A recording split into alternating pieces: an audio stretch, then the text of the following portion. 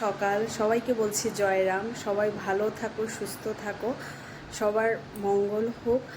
আর এখন আমার যেহেতু পূজা দেওয়া কমপ্লিট হয়ে গেছে, আজকে আমার ছেলের ফার্স্ট এক্সাম, ক্লাস 3-র ফার্স্ট টার্ম। তো এখন আমি স্কুলে যাব, তো তার জন্য আমি রেডি হয়ে নিই।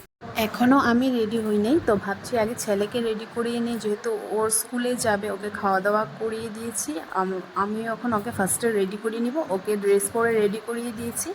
তো এখন ও নিজে নিজে ক্রিম মাখবে, ও আমাকে মাখতে দিবে না। তো ও সবসময় কি হয়, যখনই ক্রিম মাখে কোনো সময় ও মুখে মাখে না, মুখে কম চুলে বেশি থাকে। এখন অবধি কোনো কিছুই নিজে ভালো করে করতে পারে না।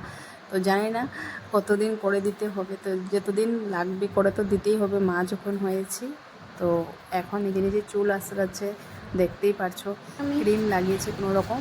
আর এখন আমিও মোটামুটি প্রায় রেডি হয়ে গেছি, চুল আঁচড়াচ্ছি। আর তাড়াতাড়ি যেতে হবে, যেহেতু আজকে ফার্স্ট এক্সাম, 9:30 থেকে এক্সাম স্টার্ট হবে।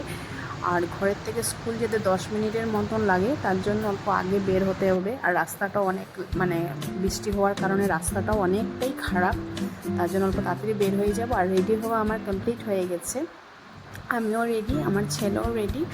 আর আমরা এখন চলে যাব স্কুলে। আজকে অল্প টেনশন হচ্ছে, তাই অল্প মনটা খারাপ, ফার্স্ট এক্সাম অ্যাসামিস। তো এখন টাটা, বাই বাই। স্কুলে যাব, ভালো লাগলে লাইক, কমেন্ট, শেয়ার।